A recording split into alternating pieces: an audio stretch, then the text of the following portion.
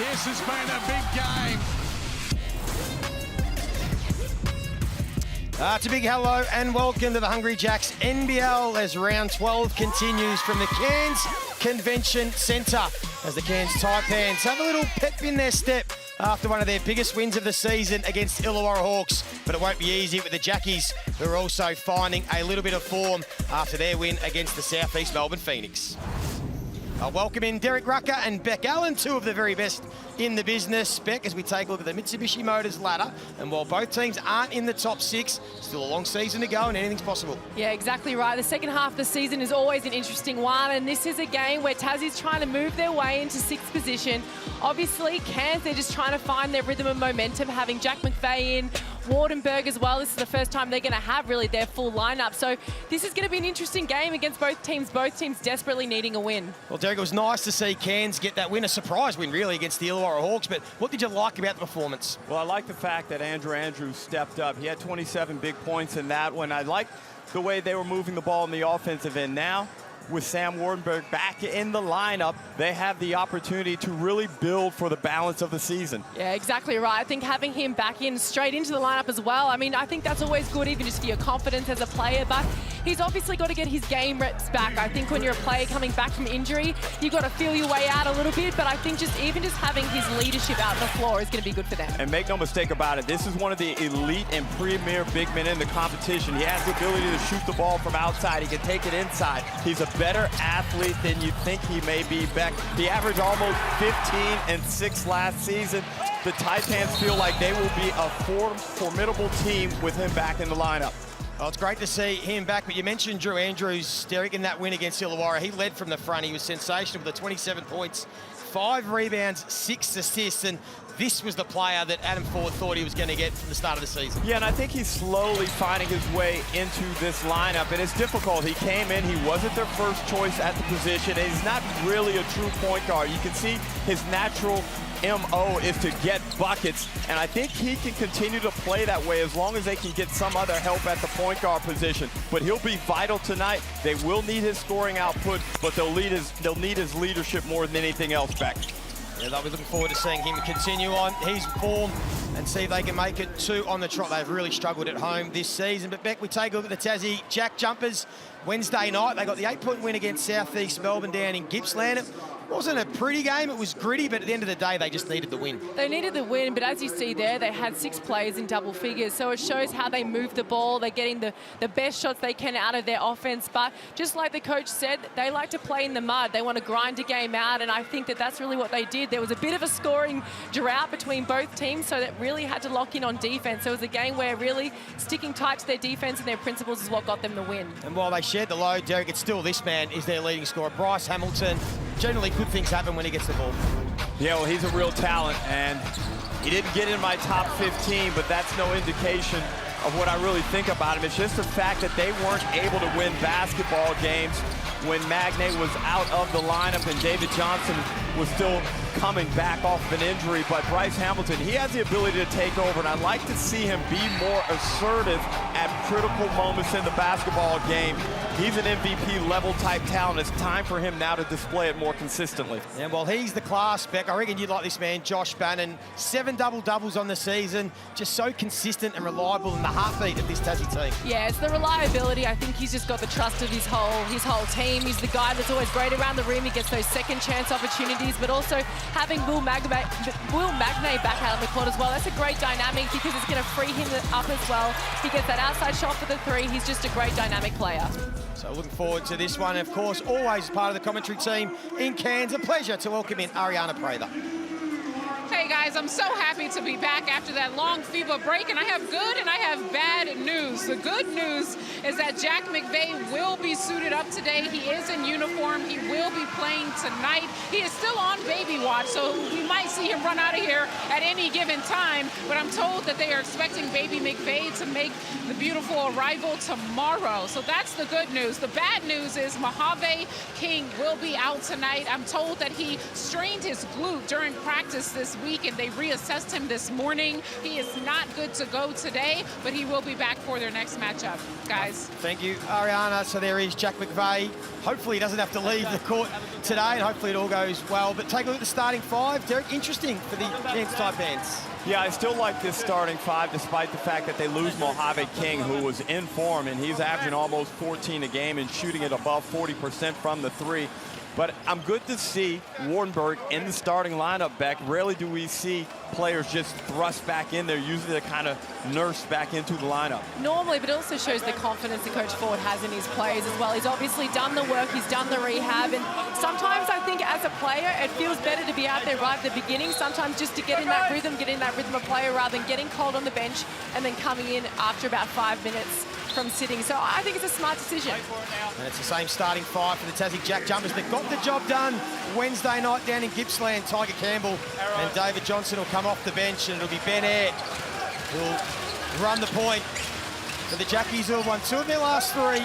This is pretty much their best lineup now. Magnay, good job to keep that in play. Marshall, who's become an important scorer for them over the last 6 or 8 weeks.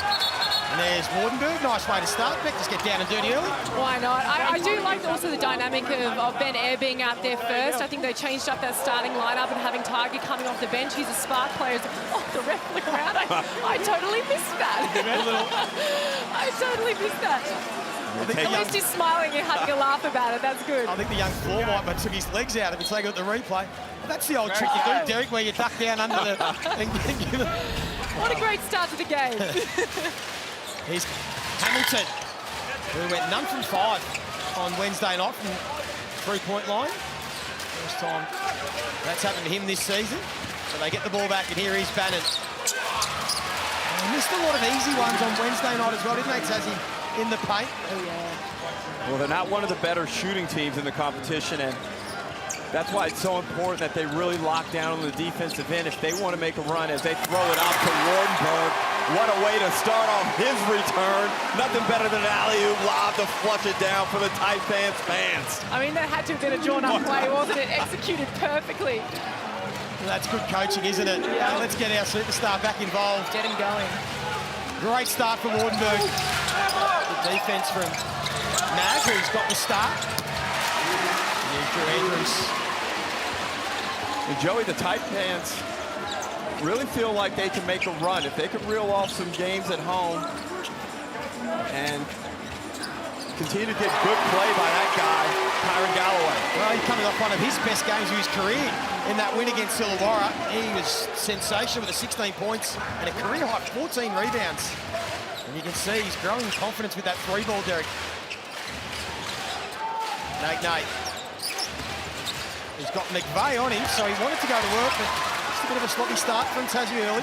And Becca, I always preach to people that this Cairns road trip is a difficult one. You go up there and you naturally have a tendency to relax. The vacation atmosphere, it can be a dangerous one to get sucked into, and you don't come out with the necessary level of intensity. Yeah, it's that. I think it's how hot it is also inside that arena, but you've also got to play into the fact that Cairns hasn't really been playing well there either. So I think it's, in terms of the win-loss column, this could be an interesting game with those two factors. They've lost their last 8 at home, Cairns. Yeah.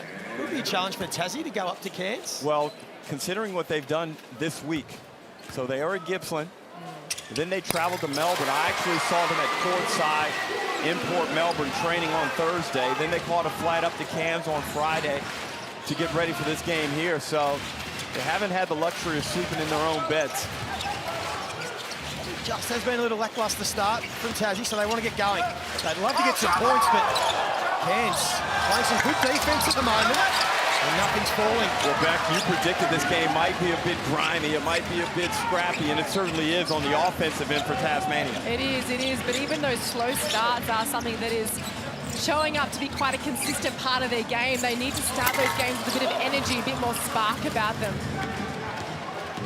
Bannon's trying to do that. He wants to get the ball up the floor. He just decided to go himself, but again, they're none of 5 from the field to start. None of 6, in fact. An opportunity here early for Cairns. Love to get McVeigh involved. And he gets his chance. A wide open little mid-range action. bread and butter for Jack McVeigh. And the patience on the offensive end. Mag displayed it there and just found found McVeigh. Still can't go. And of course, that's what made the win more extraordinary for Cairns against Illawarra. No Jack McVeigh in that game. He didn't travel with the impending berth. 3 games prior, he'd been averaging 32 points a game. They found a way to win. Pushing the screen up. It is interesting the adjustment that you have to make when you have one of your star players out, back in, the different people that step up. When you saw who stood up in that last game. They play a lot of the middle pick and roll, off the drags, double drags. Does the style change now that you have Jack McVeigh back into the system? Well, it was a good start there by Sam Wardenberg. He played 3.5 minutes, and he certainly changed the profile of the way the Taipans attacked on the offensive end. Josh Bannon has 2 early fouls. Galloway. Great start. And they want a timeout to Scott Roth. Mark, no, we're not having 10-0 run to start. And there's a Tangerine timeout. You spoke about Sam Wardenberg, and he looked pretty good the first 3.5 minutes, and our own Ariana Prather caught up with him pre-game. Fans are excited. I'm excited to see you back on the court again. Are there any minute restrictions that we're going to have to face tonight? I haven't been told anything. I'm pretty sure the medical staff probably don't want me playing too much, but maybe like 22 minutes, 26 minutes, something like that. I like that. Okay. No limits so far. Yeah, no, so far, yeah. Okay. Yeah. How do you plan on making a smooth transition into reinserting yourself back into the team's offense and flow? Yeah, so like I've been back full practice, 5-on-5 and everything for like the last 2 weeks. And, it just kind of gelled pretty well with the guys. And obviously I've been watching every game. I've been seeing what they've been doing. And Forty hasn't changed too much of what he does offensively throughout the years. And, I've been here for 4 years now, basically. So it wasn't too much of an adjustment period. And it's really just getting the lungs back and whatnot. I'm probably going to need a sub in the first few minutes. So, yeah. And it's interesting now, Beck, with that good start by the Taipans, it actually takes some pressure off of Adam Ford, and that's what started off the alley-oop lob there. Great screen. To Wardenberg. But now Ford, if they can maintain this lead, he doesn't feel under pressure to try and get minutes in the Wardenberg. He can kind of protect him now as long as they can maintain a buffer. Yeah, maintaining the buffer is sometimes the hardest thing for them as well. But it is good just to get the lungs going, like you said. That's always the toughest part of coming back from a rehab. Ariana, you're listening in to Scott Roth in that timeout. What sort of mood was he in?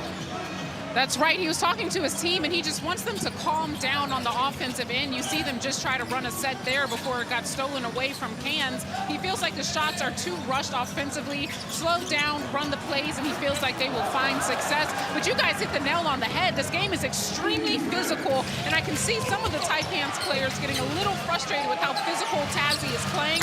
They just got to keep holding them off on the defensive end. Still nothing's falling for Tassie. None of 8 to start this game. A really big opportunity for Cairns. We've only led at quarter time 5 times this season. And Andrews skips it out to 13-0 run to start. He's just continuing from what he was doing the other night. And it's good to see him having some form and feeling more comfortable as well. I mean, he's got a great resume. Finally, they scored. Finally. They needed that. And this has been somewhat of a challenge this season, Derek, for Tassie when you look at it. So when they're the underdogs this year, the Jackies, they're 6-5. When they've started favourite, they're 1-5. So they haven't handled well when they have been favourites going into games. Yeah, and that's a damning stat. Obviously, they came into this game as a slight favorite as Andrew tries to go back-to-back. And those are the possessions where I'd just like to see him display a little bit more patience and look to penetrate and create for his teammates. Well, hopefully now Tassie can settle. No.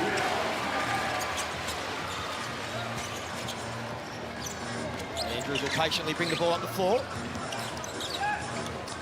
Marcus Lee. Very uncontested, but a good block from Deng. That's the second. Magnay had one a moment earlier. So they've been able to get a stop.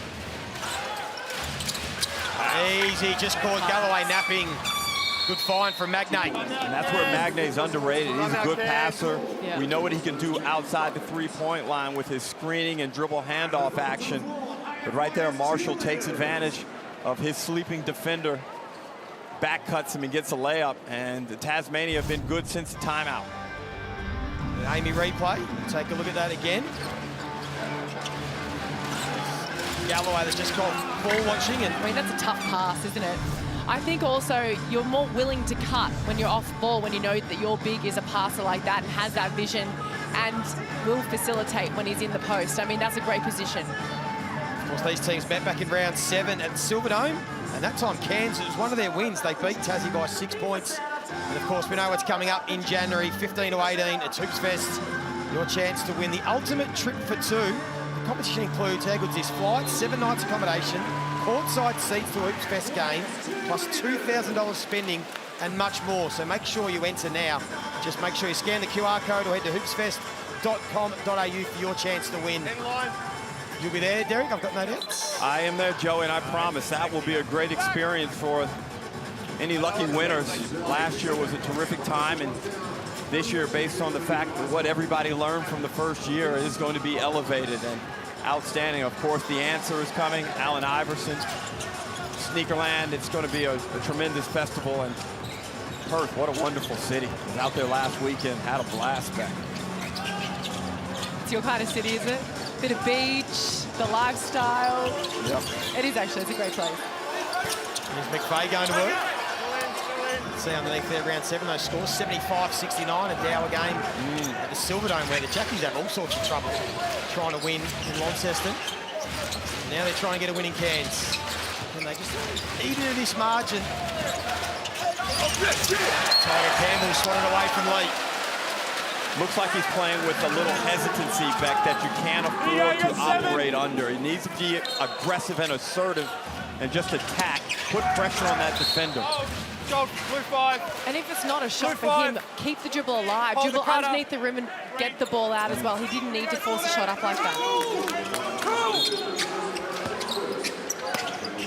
David Johnson, 5th game back, and again, an easy find for Magnay to throw it down.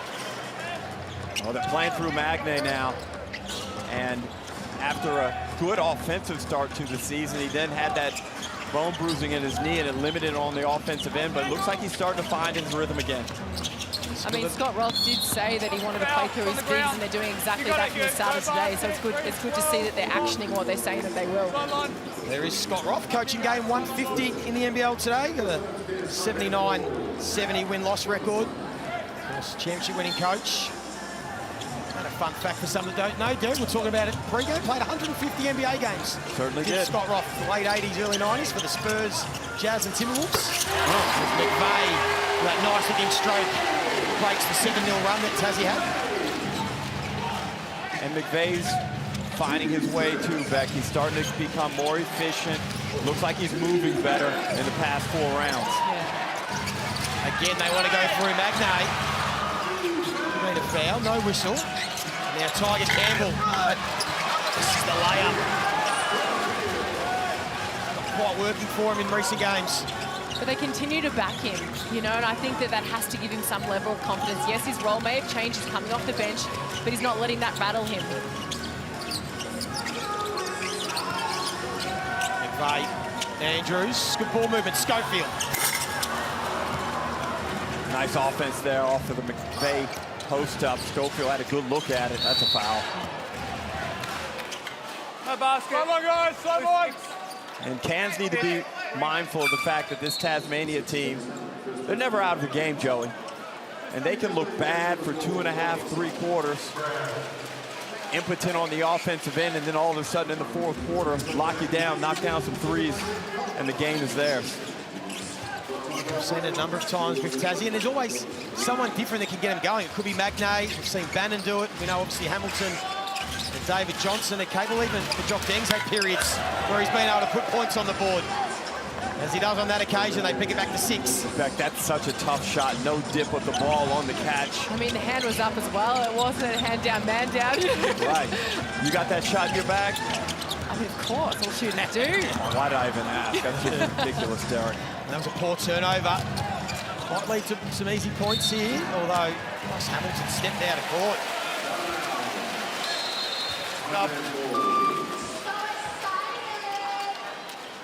Tough one there. He had numbers. One-on-one isolated against his defender in transition. And lets him off the hook by stepping out of bounds. Andrew Andrews will take a seat on the bench after a solid start by him. 3 points, 4 dimes. Mag checks back into the game, as does Lockie Barker. Wardenberg back on the floor as well. After his first 3.5 minutes of the season. First game of the year from that ankle injury. They go to Schofield, he travelled. Deng looks like he copped one. You right with Jook? Hopefully in the midriff, no lower. He looks to be okay. Admiral It Schofield. looked rough. Yeah. Schofield's been an interesting one this year. Someone who, after the blitz, looked like he was going to be a solid impact player for the Taipans, but just looks like he's never been healthy, and his productivity and efficiency just haven't been at the level that I had anticipated. Johnson goes to work. Do you think it's him being the aggressor sometimes? Do you think he's playing too passive in different moments? He's got a size advantage, a strength advantage. He does, but he's a three-point shooter, and that's what he does, and that's probably where I misread his game. Yeah. But in our league, certainly he should look around and see that he could go inside, as you mentioned, and make hay. Nice call to travel on David Johnson. That was a bad call. As he didn't like it. Now McVeigh wants to go at Marshall. He went straight at him. That's nice. 7 points for Jack McVeigh. Well, he made that move with the attitude of like, are you kidding me? Nick Marshall is not checking me. Nick Marshall's been in good form defensively lately. Campbell going to try his luck, and that's going to do his confidence the world of good. Well, you're right there, Joey. He needed that bucket badly. And a foul. But look at that full court defense as well. I feel like Tassie knows that they need to be playing them full court, get up and in, disrupt them, make them take time off the clock so they don't have as long to shoot. And Beck, right now in the game, there have been 12 made field goals combined. Oh. Guess how many assists there are? Tell me. 12. Oh, that's the game. Every buck has been assisted. Yeah. That's rare, even at this stage of the game. There's McVeigh again. Crafty and classy and tough. And he ends the streak. 13 buckets and 12 assists. What a beautiful move there by McVeigh. As I mentioned, starting to get better mobility. Puts Jook to sleep. Yeah, he's a patient player, isn't he? He plays with his defender until he gets the front foot and he goes and attacks. So I think it's beautiful basketball. Wasn't the quickest move I've ever seen. It doesn't need to be, does it? It was effective. Just goes at his own speed, doesn't he? Jack McVeigh, the expectant dad. He's got a bit of a swagger going at the moment. As I said, the 3 games prior to missing last week, he went 22, 39, 35 points. So he's in a bit of rich vein of form at the moment. And Joey, I watched him at the Summer League over in Las Vegas, and I was shocked that he didn't get some type of NBA deal. He was scoring at ease in the Summer League. And to the Taipans' fortune, it didn't eventuate for him. 38. It just shows you how competitive that league is, doesn't it? Depends on situation, what they're looking for. There's a lot of luck as well involved in getting your first, getting that opportunity. Cairns had a couple of fouls to give. 5.6 seconds. Did you foul again, Derek? Yes. They're going to guard straight up. Marshall has time to get it to Johnson. Wasn't even close. And that'll see out the first quarter. The Cairns Taipans, their biggest quarter-time lead of the season. It's been a long time since they've won at home, but at the moment, they are leading the Tassie JackJumpers 21-13, and Coach Ford's happy.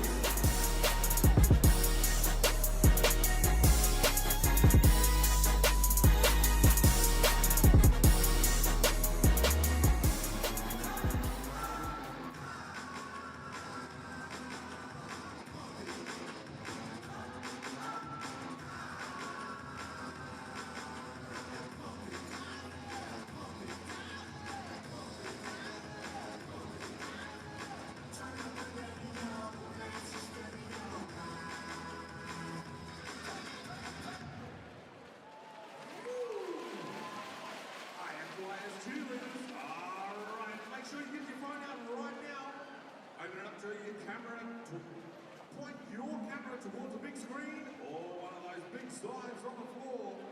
Your chance to win $350, all thanks to Mick and his amazing team at NQ Forklifts. It's really simple. All you got to do is enter your name, section, and seat number to win.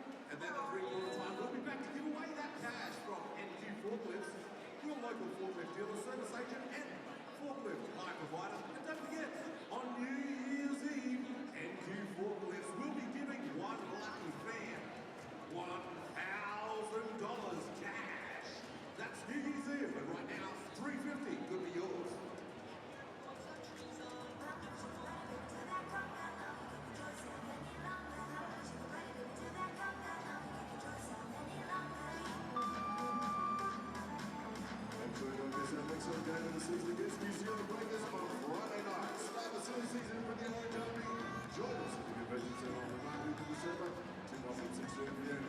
Members, remember this fixture is not a part of the Wardenberg campaign. Contact the office for more information.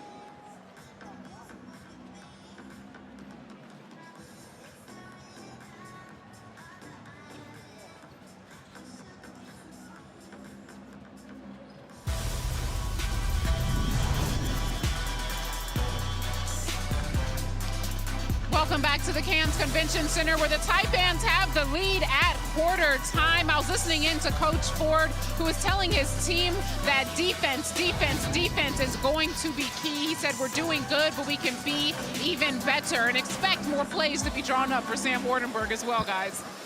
Yes, thank you, Ariana. Just the 5th time this season Cairns have led at quarter time. The positive, I suppose, Derek, for Tassie is they trailed by 9 at quarter time against Southeast Melbourne Phoenix on Wednesday night before they restricted them to 45 points in the next 3 quarters. So they can do it. You said that. Just got to find a bit of offense. Well, certainly, I can't foresee them shooting 28% for the balance of the game. As Wardenberg misses a little flip hook shot, but, you know, Tassie are never going to give up, and I think their defense will continue to improve because it will have to. Here's Hamilton. Another one off the mark. 5 of 19 from the field for Tassie so far in this one. 26%. Cairns shooting at over 50% from the field and from the three-point line. And Barker gets his first points. Not sure what happened to David Johnson there, but his feet got tangled up. Left him on the ground, and Barker was able to finish. Get that lead out to 10. Here's Campbell. Draws the foul. Thanks, Sam. Oh. I mean, I like that he's being aggressive. I think a big part of, even for Tassie, is getting to the free throw line, getting some shots that way, feeling good about themselves, rather than just settling for outside threes, early shots, or contested shots. Yeah, because they're 3 of 9 early from the three-point line, and that's not characteristic of JackJumper basketball, that many three-point attempts.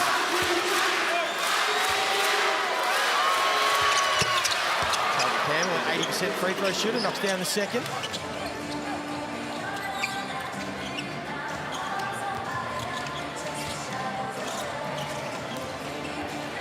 Barker, Statman, Wardenberg, Mag and Galloway.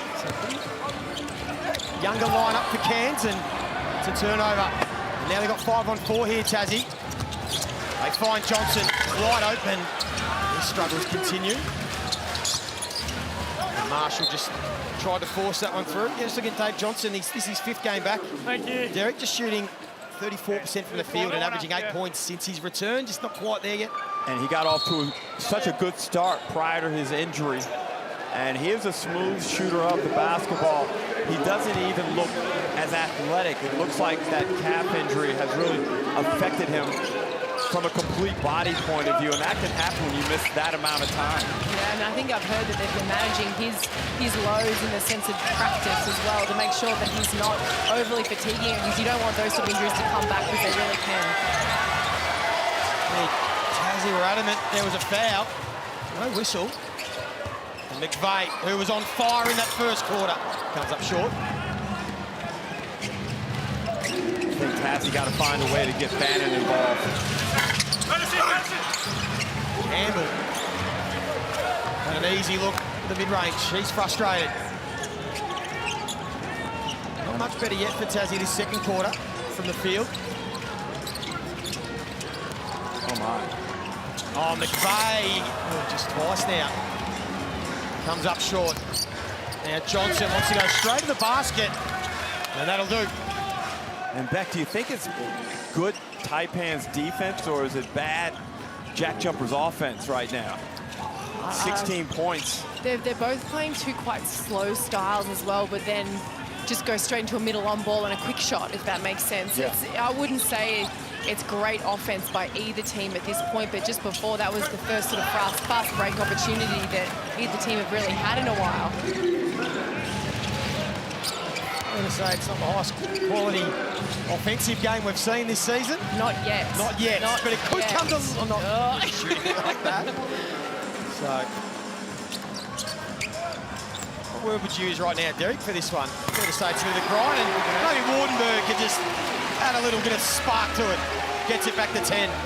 Well, I love offensive basketball, but as a changeup, I find a game like this compelling.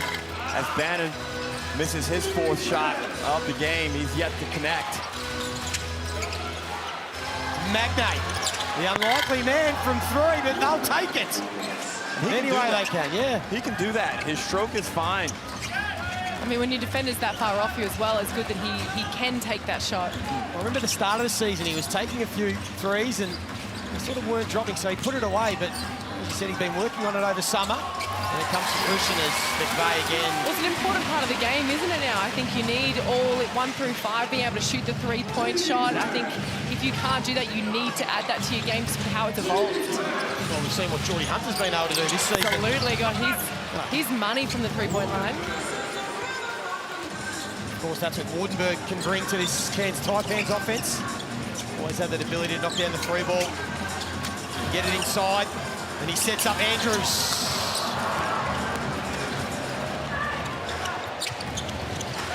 And now Bannon, he's got a left hand and too strong. Now he's 0 of 5 from the field, and he's had a couple of good looks. He's got to maintain his belief. You know, watching Andrews even today, the last game he played was obviously Jack McVeigh wasn't out there as Magnate gets fouled. He had the ball in his hands a lot more. But I think now he doesn't have it as much. It's different. Take a look at the replay here. Wardenberg smacked the LED line. I think he might have a little bit of clarity on the hand. When you've been out of the game that long with that type of injury, you don't want to sustain some type of silly injury. And now he's got a problem. So there he is now getting treatment on it. That's from hitting the line. Yeah. Very careful the way you go down, okay? Silly. Yeah, it's a bit ridiculous, we yeah. can't review that Well, play, but thanks, guys. You know, you let your emotions get the better of you. And he's been doing a good job. He's got 6 points. But I mean, 4 the first rebounds. game back, you've got to have a little bit of grace with yourself. I think everyone else does out on the floor as well, so you don't need to have that level of frustration, because ultimately I don't think people are expecting an all-star game from him today. Well, Becca doesn't look good. Whatever's happened to his hand. Shooting hand as well. So he's just trying to stop the bleeding. Hopefully nothing more than just trying to stop a bit of blood. A good graze that he'll have. There's Mojave King next to him. Ariana told us pre-game, out with a glute injury. Should be back for the next one.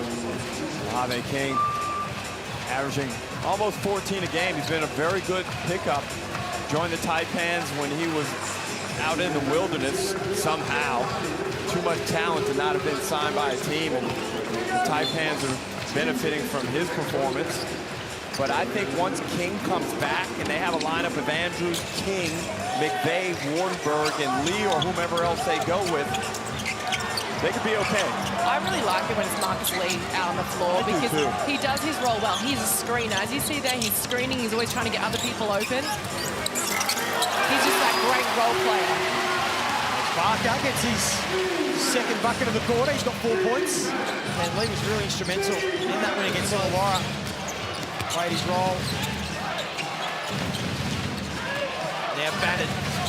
Can he get going? He's really struggled so far. None of 5. And he was met at the basket from Marcus Lee, who's now got a couple of block shots. Three blocks. Three. Andrews feels like air is too small. He wants to go straight at him, and then he does give it the too small. He was always going to. Now, Becca, I'm not a fan of the too small, especially when it comes from guards. But he was entirely accurate there as Andrews knocks down a little turnaround Kobe fadeaway to put the Taipans up 11. You feel the opposition enjoy doing it to Ben Air because he does love getting under everyone's skin. Of course, this week's Kmart Game Time highlight, the Cairns Taipans, well, they put on a show for the kids.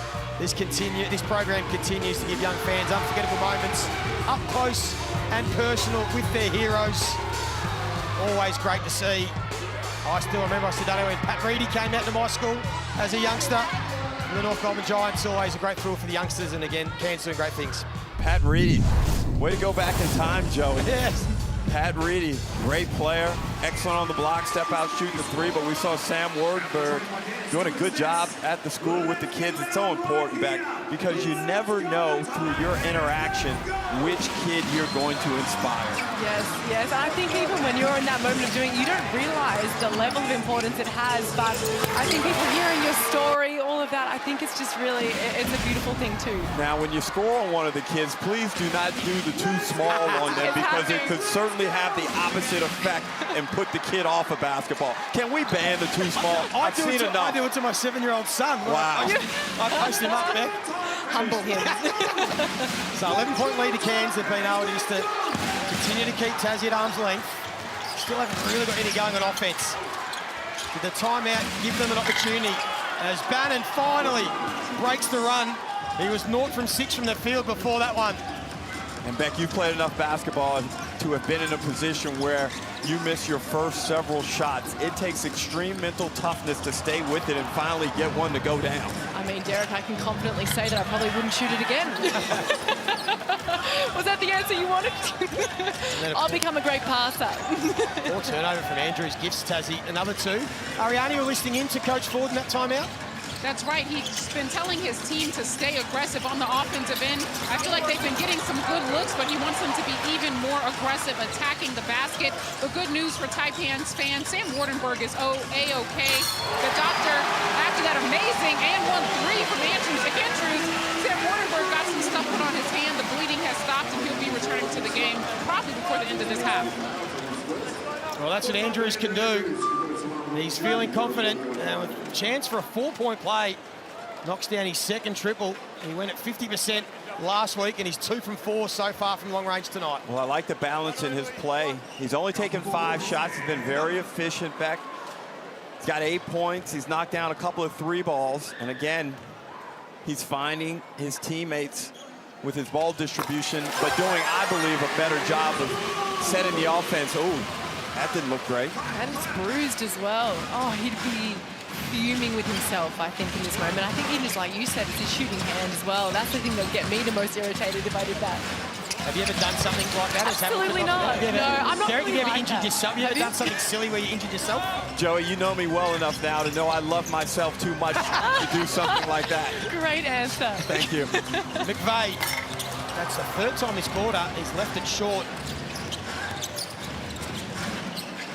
Hamilton will kick it back out. Stoddart is able to get to the basket. His first points. Love Nick Stoddart from Brisbane. Does a great job with the basketball. Gets sporadic minutes, but always seemingly is able to turn those minutes into productivity. Nice right-handed finish there by the southpaw. And I think Coach Ford liked what he saw from that last time out, that little few minutes. So he's called another timeout. Of course, Tassie, they do like playing in close games. 11 of their 17 games this season have been decided by 9 points or less. Most of the competition, they're 5 and 6 in those games. I mean, that has to give them a lot of confidence as well. It's not like they're blowout games for them. They're always in the mix. So even when we talk about them trying to get in that top 6 in the leaderboard, the fact that they're really competing with everyone, I think that's really important. Well, the Harlem Globetrotters, they are coming to a city near you. 100 years of thrills, 100 years. They've been going. It is iconic, the Harlem Globetrotters. This is your chance to be a part of the 100-year tour. across Australia and New Zealand. So don't miss your chance to be a part of the Legacy Tour. Make sure you buy your tickets now. Scan the QR code. If you haven't been, you have to go once in your life to go and see the Harlem Globetrotters live. It's entertaining, isn't it? It's fun. Yeah, that's all offense. And Coach Adam Ford will be hoping that his team can bounce back after this timeout. It's always a good sign of a team's ability to win basketball games. How they come out of timeout, especially when they've called them back. Execution, if they've drawn up a play, you want that to be the perfect execution when you come out of that timeout. It's going to be Andrews. I mean, I like that they went to him to score again, especially after he's sort of in that little bit of a hot streak right now. So get him the ball again whilst he's feeling good. So Beck, would you want to see McVay at least touch it? I mean, he needs to within their offense, definitely. Definitely. Oh, Scott Rock wants to go through Bryce Hamilton, and why not? Starting to warm up, Hamilton. 9 points, 3 rebounds, 3 assists. Back to 5. Closest they've been. For those joining us late, Cairns went on a 13-zip run to start this game. Marcus Lee can't finish under the basket. Good setup there by Andrews. The offense has dried up to Cairns this quarter. Marshall goes with his left hand. There's Bannon with a strong offensive rebound. They get an opportunity. Second chance points. Deng, always ready to shoot. And there's Bannon again. Well, that's what he brings. 2 offensive rebounds and then finishes under the basket. Well, he's kept playing, Beck. He stayed with it despite his struggles on the offensive end. He's got 6 rebounds, 3 of those on the offensive side of the court. I mean, that's what effort does, isn't it? That's the 1%ers. Hey, he adamant he was fouled. A whistle again. There's been too many whistles in this game, which has been good. Nice. Now Bannon starting to warm up offensively. Beautiful little swerve move, finishes with the right hand. Taipans right back at him, but only up 1. And they leave Andrews too much time and space. Ben Air, I think, that just lost him, and now Andrews, 12 points, along with Jack McVay. They have 24 of their 39.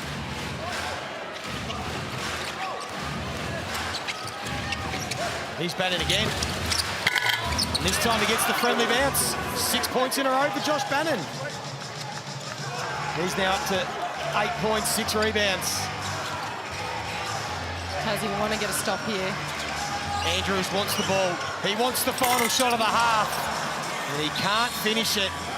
So Cairns, they keep their noses in front, but just as we suspected, these Tassie JackJumpers found a way to ding in and got back, and this is the Amy replay. It was Ben Air slipping under the screen. Well, you see, when things get difficult for Andrew Andrews, he looks inside, Beck, and he tries to take control. And that was a big 3 just to keep them ahead as we go into the halftime break. Let's get down to Ariana. She has Kyron Galloway with her. That's right. I'm here with Kyron Galloway. You guys have the lead at halftime. How are you guys able to find success early on? I think we started off good defensively, especially in the first quarter. Maybe dropped a bit in the second, but we need to find that coming after halftime again, the energy. Defensively, what do you guys need to focus in on to make sure they do not steal the momentum away? They're a very physical team. They're doing a good job of that. I think we got to keep matching their physicality. I think they might have out-hustled us a little bit in that second. Good luck in the second. Thanks. You guys heard it from Kyron Galloway. The Cairns Taipans with the lead at halftime. We'll break it all down after this quick break.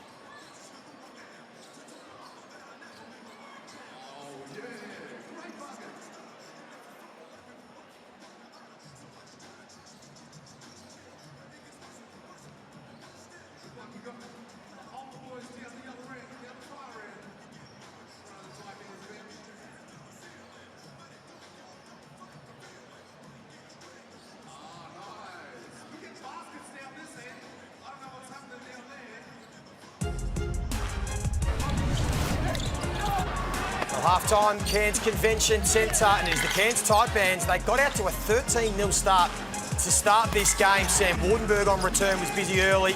They led by 8 at the first break, and then Tassie got to work as they usually do. And they've been able to peg the margin back to 2 points at half-time.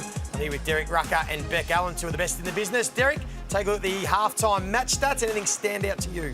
Well, I think both teams have been solid without being good, Beck. And I think for the Taipans, getting Wardenberg into the lineup and getting him some usage has been very effective until, of course, he hurt his hand. But overall, a solid fight back by the JackJumpers, and now we got a nice, compelling one-point game. Yeah, I mean, I think that Tassie did a great job of really utilising their physicality to make it really tough for Cairns and really put them in the mud the way that they like to play. But, yeah, it's been really, really good to see Andrew step up again today, hit some really big shots, gain momentum, that 4-point play. It does great things for the team. Well, Hungry Jack's half-time highlights. We're going to take a look at Jack McVeigh, the expectant dad. He missed last game. He didn't travel with the team. They got the win, but he just continued on where he left off, Derek. He's been sensational this first half. He has. He's been super efficient. He's only taken 11 shots. I feel like he could have been a bit more aggressive, but this is the way McVeigh likes to operate. He's got Nick Marshall on him a couple of times and took him to school for easy buckets. But I think in the second half, when it gets tight, you've really got to go to McVeigh. He looks energized, and of course, I'm sure he's dealing with a lot of emotions expecting a baby. I mean, he has to be, but what I do love about his game as well is he's always playing at his own pace, and he's got a counter to everything that he's doing. So if he gets cut off one way, he's ready to go the next, but he's also a facilitator as well. He sees his teammates, he puts them in great positions with the ball. I think he's having a really great game. Well, the other story of the game, obviously, was the return of Sam Wardenberg, but we saw an incident in this second quarter, Derek, where he's unnecessarily hit the LED leading and he's hurt his hand, but before that, he'd shown some glimpses that he wasn't too rusty at all. He's a terrific player, and right there is where he got frustrated, and look back, he hits the LED signing and does something to his wrist, and I thought he was looking sharp. And then he realizes, uh-oh, I may have a problem. We see a bit of blood there. And then, Beck, there was another shot to come there. See, does that look like bruising to you? Is that an ointment? I don't know, but all I know is that that's not handling your frustrations, your emotions well. It's his first game back. I personally can't understand that level of emotion because he's been doing well, like we were saying. So, I mean, it'll be interesting to see, does he start the second half? How's he feeling? Well, not everyone can be an ice queen like you, Beck. Some people do play through their emotions, but that was crazy what he did. Like, that would be frustrating not only to him personally, but the franchise as a whole who have waited and been expecting him for his return to the lineup. It can't be ideal, but hopefully nothing too serious. Well, of course, straight after this, there is another big game to come. We have the NBL switch, and then we have Southeast Melbourne Phoenix taking on New Zealand in Gippsland again. And, well, the busiest woman in the NBL, Kelsey Brown, is out there again. Hello, Kelsey, to you. Plenty happening. Hey guys, great to be here. It's a balmy 27 degrees in Traralgon. I know I'm not a weather reporter, but I thought I'd give you that because it's hot down here.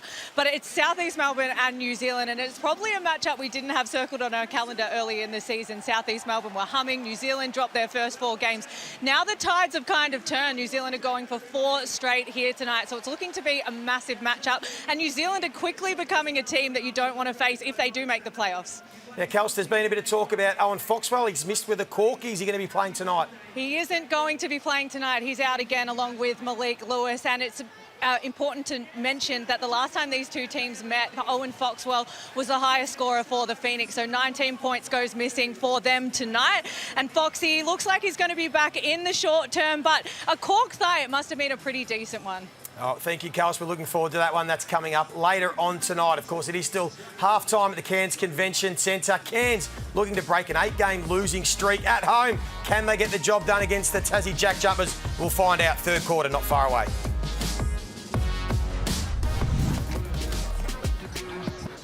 Want to hook up you and your mates with the ultimate NBL VIP experience? Here's what Bunnings has got for your crew.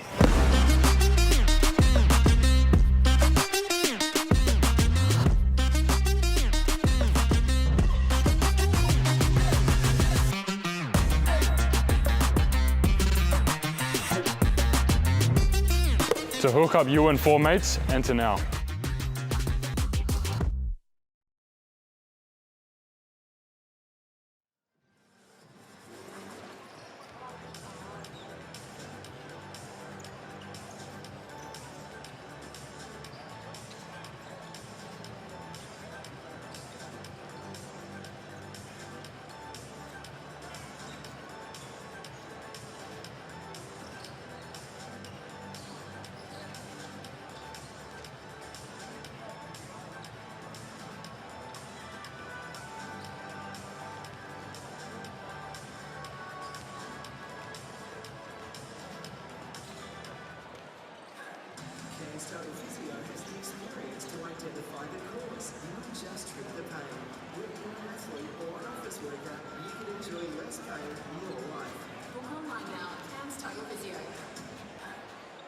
At CQ University, we know excellence can take many forms.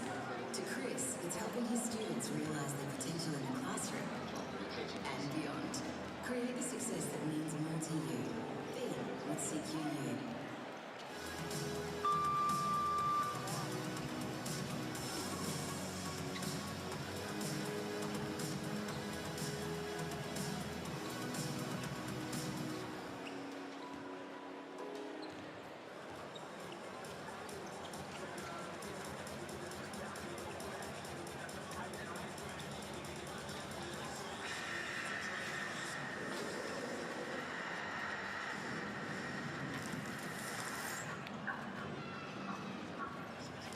There's cold, and there's Coors Cold.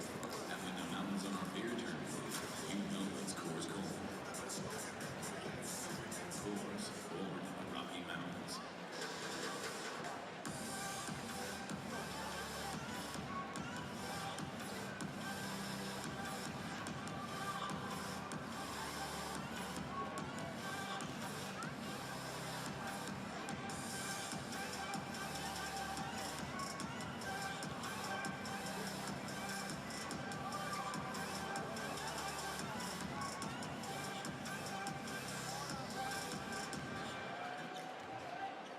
At CQ University, we know excellence can take many forms.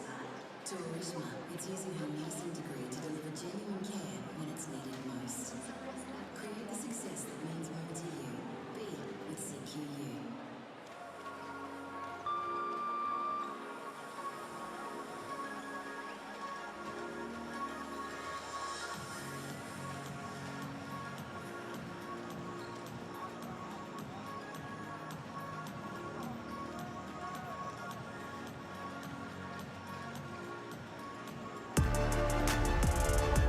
Cairns Convention Centre, third quarter, not far away. Cairns leading by 2 points over the Tassie JackJumpers. All eyes on Sam Wardenberg, the return, first game of the season. Had some nice moments. He's got 6 points, 4 rebounds, but he's also got a bit of a bruising on his shooting hand from self-inflicted wound.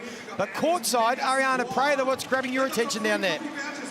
Guys, I'm excited for the second half. You said it, the Taipans have the 2-point lead, but if they want to win this ball game, it's all going to come down to the rebounding battle. Currently, Tasmania has over a dozen more rebounds than the Taipans, and most of them have been coming from the offensive end. That's going to be the key for the Snakes. They have to be able to stop Tasmania from not only rebounding, but definitely don't let them get 2 or 3 offensive rebounds in one possession, and I think they'll be in good shape heading into the second half.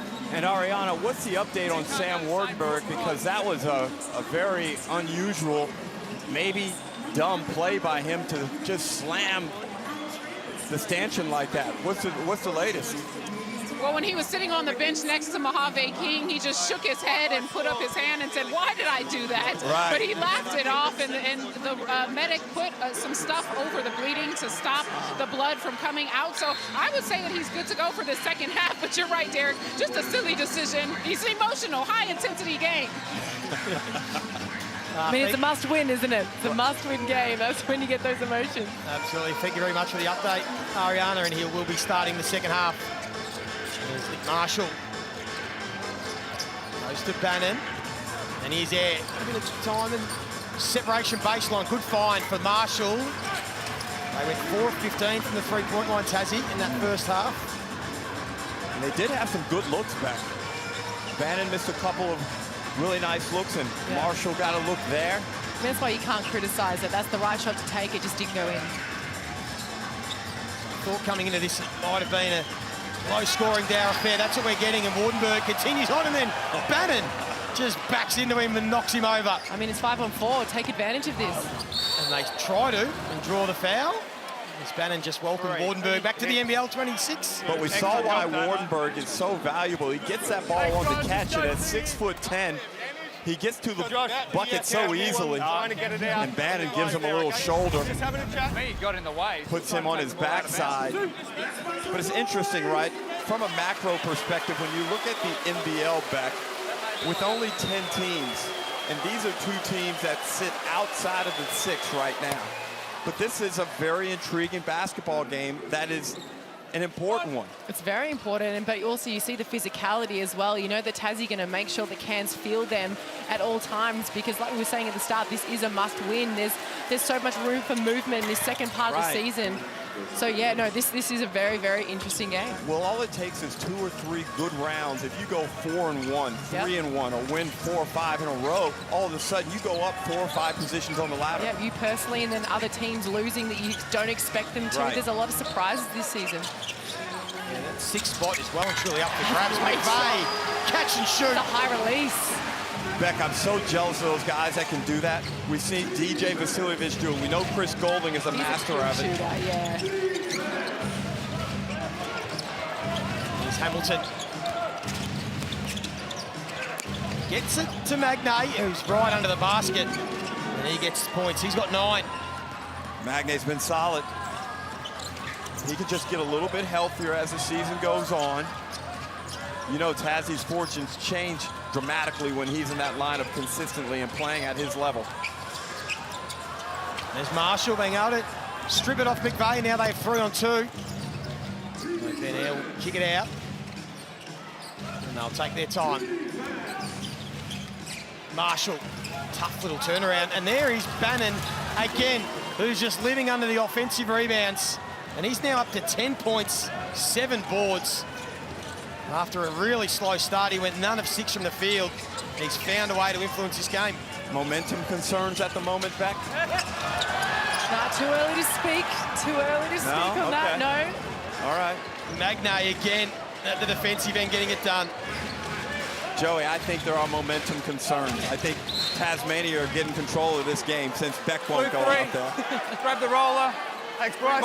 Side out. Holding him. I knew you had an opinion. I knew you wanted to say something. I would never steal that from you. What are you not liking about Cairns? What are you feeling? What are you sensing? It just looks stagnant on the offensive end. And okay, here we go. For Adam Ford to go to that substitution so early in the 3rd quarter, obviously he feels similar. And then a defensive breakdown at the other end. And Tassie have their first lead of the game. Great little action there to free up Ben Air. We know he's one of the best 3-point shooters in the league. Maybe not by statistics, but he's deadly, he's dangerous. He's played a couple of seasons at this venue, NBL22 and 23 as a Taipan, as Wardenberg hit strong on it, but they'll get a chance again. And the extra pass for Galloway. Another good shot. Just not dropping. And certainly, as Beck knew, the momentum was going Tassie's way. And again, Bannon should have finished, but he'll go to the stripes. You're right, Joey. He's mad at himself. Nice dime there from Ben Air in transition. And Bannon normally good on his right hand. Wasn't able to finish that one, but he'll go to line to shoot 2. And wow, that 2nd quarter was really productive. Changed his prospects in this game. Now he's up to 12 points, 6 assists. Sorry, 7 rebounds. He's 3 from 3 from the stripe, only going at 65% from the free throw line for the year. Only Jack McVeigh has more points in the game. So after going Lord of 6, he's made his last 5 field goals. And now he's been able to go 4 from 4 from the free throw line, 14 and 7. On track for his 8th double-double of the year, Josh Bannon. More importantly, they lead by 4. The defense is energized now too, Beck. You can see it, you can feel it. Those who joined us late, it was 13 zip to start the Cairns. 11. Oh. No one in any real foul trouble. I think you even see with McVeigh being the one that's involved in the ball screens. He's the screener, and then he gets out for the spacing out to the 3-point line, or he rolls. I think someone that dynamic, who's really very much guard-like, that creates so many advantages for their offense. Just like the first quarter, Wardenberg sits after 3.5 minutes. Wow, that's great defense from Magnay. Now Andrews wants to take him on. He gave it up for Lee, who wants the handle. Beck, what happened there? A lot happened. It was an beautiful. It was an air ball off the lob. An air ball dunk. I don't know if I've seen that before. Still a big fan of Marcus Lee's game. Not quite working now for Cairns, and they do have some concerns. Bannon's been the man. Finds this time Hamilton. Doing it all, Josh Bannon. He's pumped up. So is Bryce Hamilton.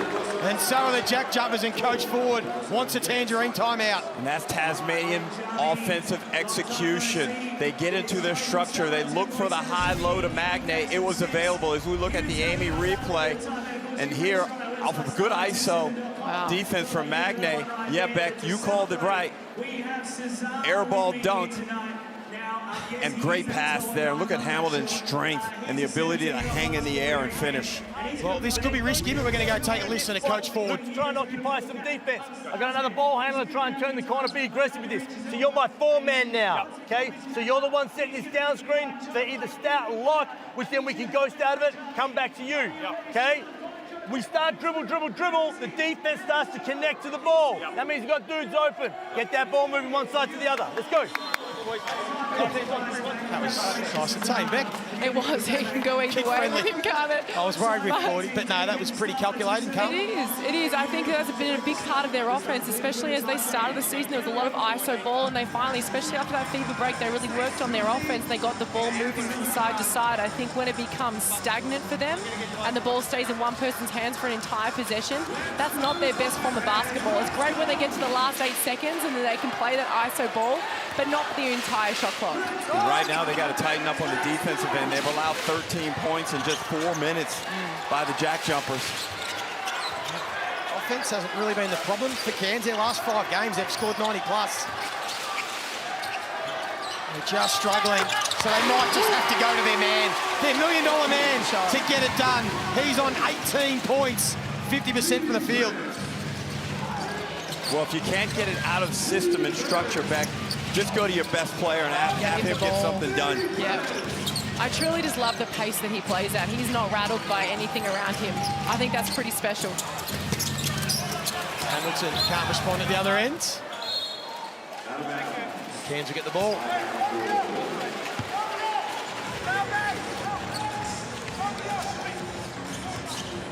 Tassie have a really good record at Cairns. They've won 5 of their last 7 here at the Convention Centre. They're able to work themselves in front. Statler's on the floor. Here's McVeigh. Shot clock's to 5. Again, he wants to take it himself. And he'll go to the free throw line. And he's very good with the movement and the jukes that he gives you before he puts the ball on the deck. Right there, he gives his defender a little shoulder shimmy and is able to get past him and draw that foul. Scott Roth knows he's in a battle in a game that they've got to have to get into the top 6. So it'll be a very successful round for them if they can get away with this victory. Definitely.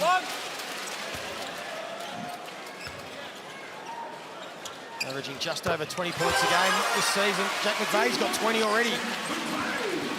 As we said, he's been building into this season. He's much more comfortable now as being their main man, isn't he? He's thriving in the role. Holding the cutter, he's trying to get out. Blue 6, hold the cutter, green. Young Cody Statman. 3 seconds on start. Call for the contact there. As you look at the top 5 scorers. McVeigh, Banner's up there now after that slow start. That's Statman's 3rd foul in 5.5 minutes, and what Mag have 3. And the only 2 players on the floor.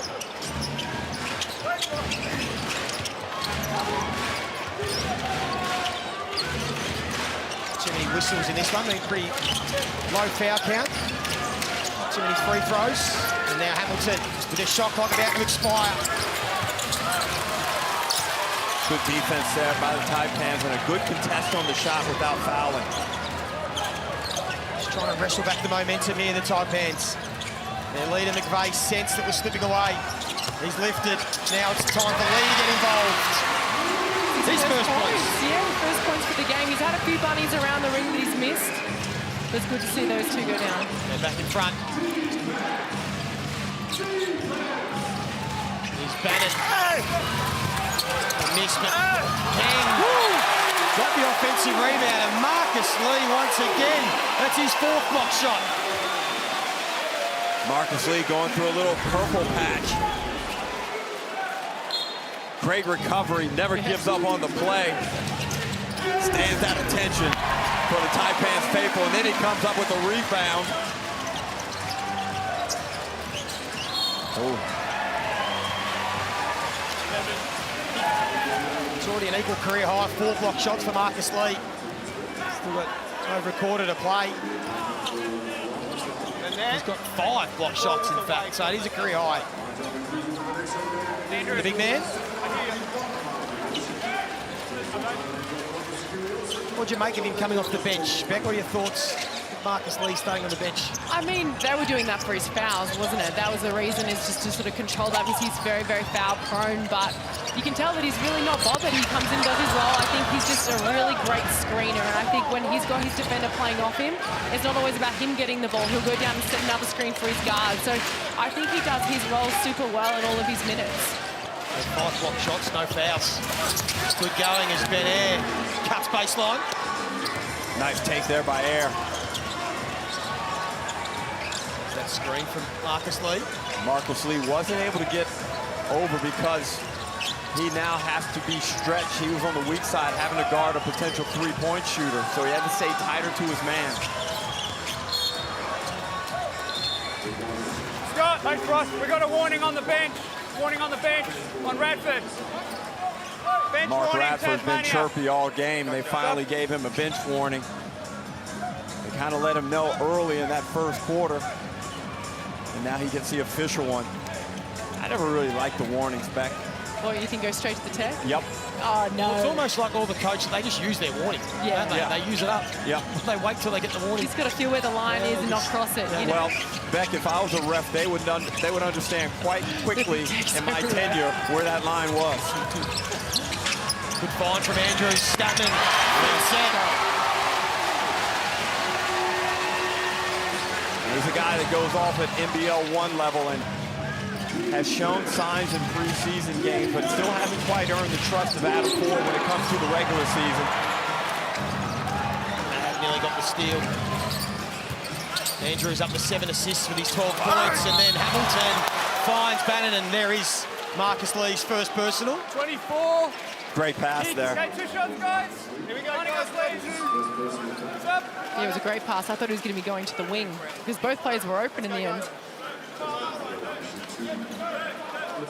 Of course, the Hungry Jacks NBL Ignite Cup presented by Disney Plus, heading to the Gold Coast in February. Head to nbl.com.au/Ignite Cup for all the updates. Scan the QR code. We know the 400,000 on the line. New Zealand have 1 foot there to go and play in the final. Who they'll play still to be decided. So we'll keep an eye out for that. That's, of course, is in Feb.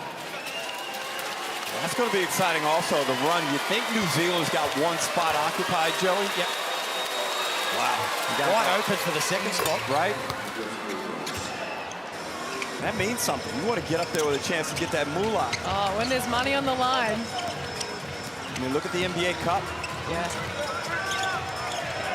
You really do play that little bit harder when you know what's on the line like that. They've got it in the WNBA as well. Well, speak for yourself, Beck. I just play hard all the time. I didn't realize you were so money-driven. So all tied up. 2 minutes to go. Johnson hasn't really got going at all in this one. Hamilton gave it up. Everyone's giving up the pass. Someone's got to shoot it. In the end, it was Johnson. And then Bannon, always involved in an easy layup for Campbell. They deserved the bucket on that possession, Beck. That's exactly what I was going to say. Great ball movement. Leads to an offensive rebound, which is actually a byproduct of great ball movement. And then Campbell gets the easy layup. The screen. There's the offensive rebound count. Big factor in this one. Josh Bannon has 5 of them. And then an unforced turnover by the Cairns Taipans. Both teams have been pretty good protecting the ball tonight. Just 6 turnovers for Cairns, 4 for Tasmania. And Tasmania have had a strange season, Joey, where they've played so well on the road, but yet they haven't gotten it done at My State Bank Arena. And there are some around the league who believe that the aura of invincibility has disappeared down in Hobart as Johnson still can't hit. 5-4 on the road this year, Tassie. 2-5 at home. Dang. I mean, they've had a lot of injuries that they've had to handle as well, so I know that plays a role. There's a lot of changes, lineups change. Yeah, I think they'll get it together at home as the season goes on. And Andrews and Wardenberg reading different pages of the book. And that one goes out of bounds. Back-to-back turnovers for Cairns. That's 3 on Andrews. Scored this quarter, under 12 points at halftime. Joey, Admiral Schofield's only played 8 minutes. I'm not sure if that's due to injury or the fact that he just may be deemed to be out of the rotation now. Here's Campbell. Looking to Pro. Blows by Barker, and that's a tough finish. Nice offensive game for Tiger Campbell, up to 8 points. 5. Really sharp. Yeah, it wasn't really 2 for 1 time either back. There's a couple of second differential between the game clock and shot clock. Bryce Hamilton will use as much time as he can. Can they extend their 4-point lead? Magnay this time, the offensive rebounds, and then dang. And that has been the story for the Tassie JackJumpers.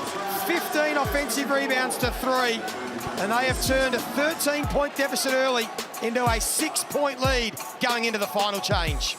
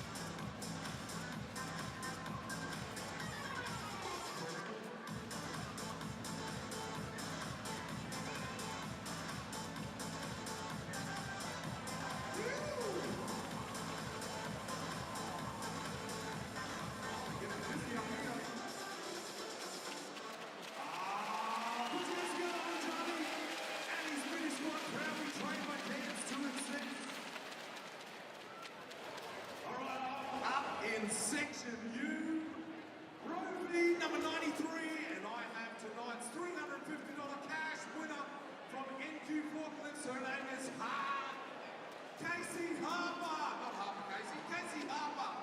Let's put our hands together on Jamie. $350 thanks to Mick and his team at NQ Forklifts, your local NQ Forklift provider, service hire provider. They service 3 different areas: Cairns, Mossman, Atherton, Tablelands, and the Cassowary Coast. It was very simple to win. And scan the QR code, entry details. Woo! $350. What do you reckon, Arlo? It's good, he reckons. 350's Christmas right around the corner. And don't forget, he's giving away $1,000 at New Year's Eve. So make sure you get down here at the Taipans home game this New Year's Eve. Forklifts is your local forklift dealer, service agent, and forklift hire provider. Based in Cairns, NQ Forklift Service in Cairns, Mossman, Atherton, Tableland, and Cassowary Coast.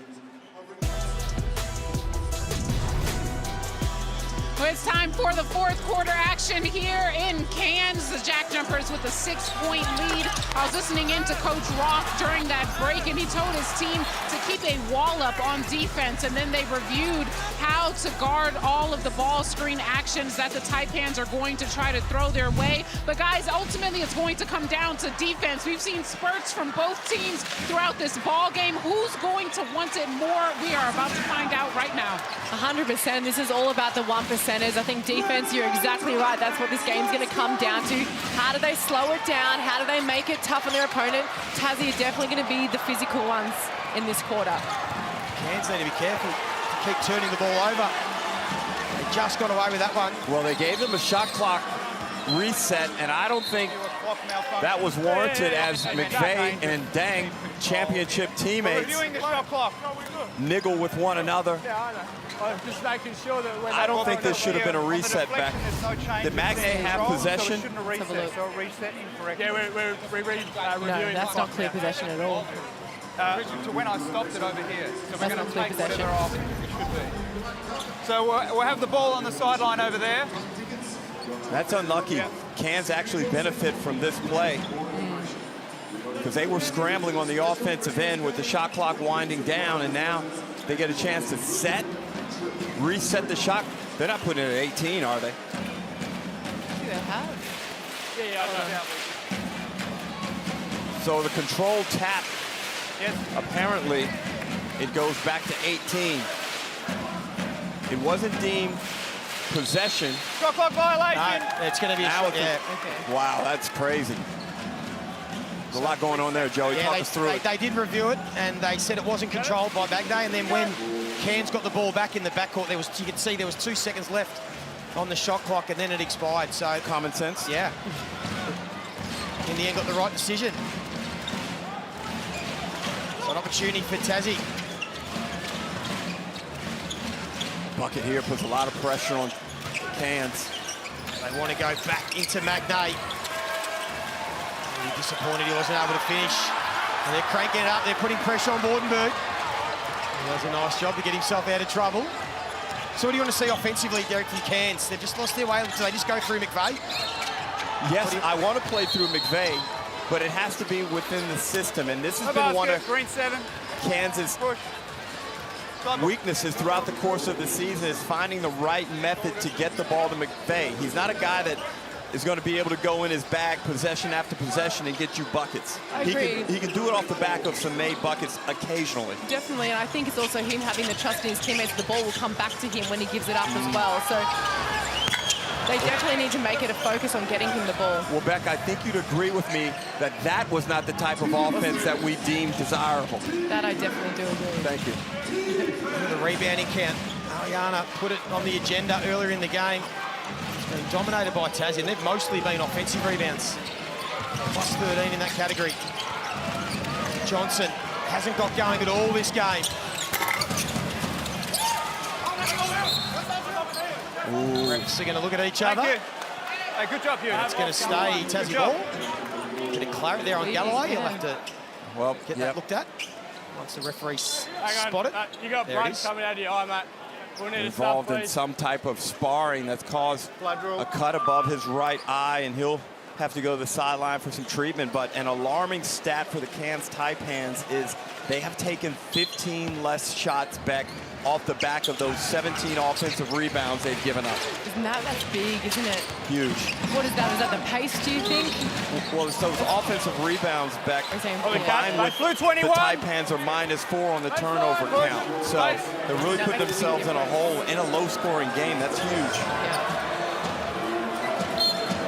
Soft foul there on Wardenberg. Campbell, Jock Dang, David Johnson, as Marcus Lee got some finger on that shot. That's 6 block shots.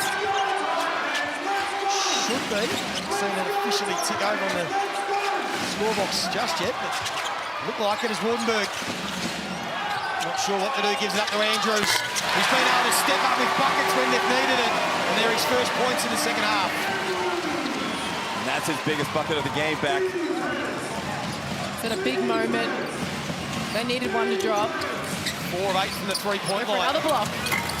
Speaking of not dropping, David Johnson's woes continue. 1 of 8 from the field.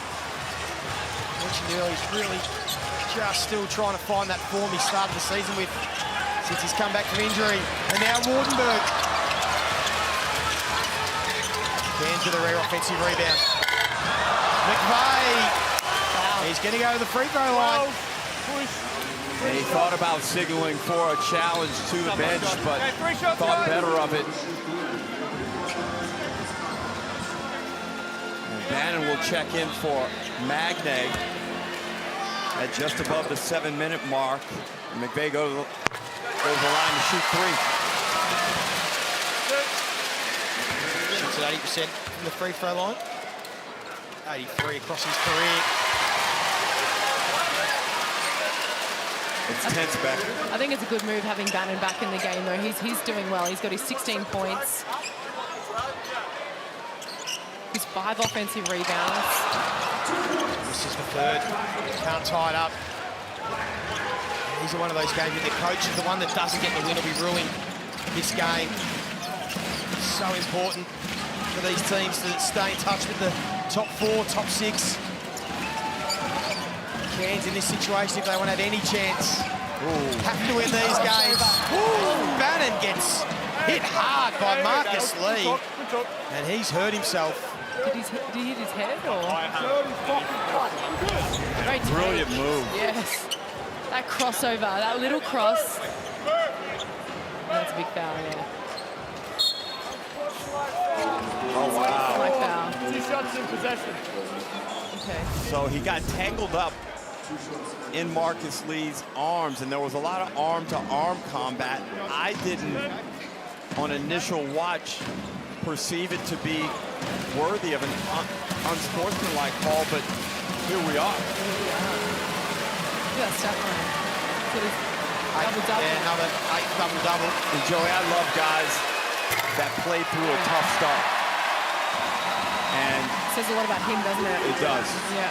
And you know, when he was with the Brisbane Bullets, and I cover a lot of their games, I always suspected he was going someday to be the captain of the Bullets. Well, that didn't work out, but I thought he showed a lot of mental toughness.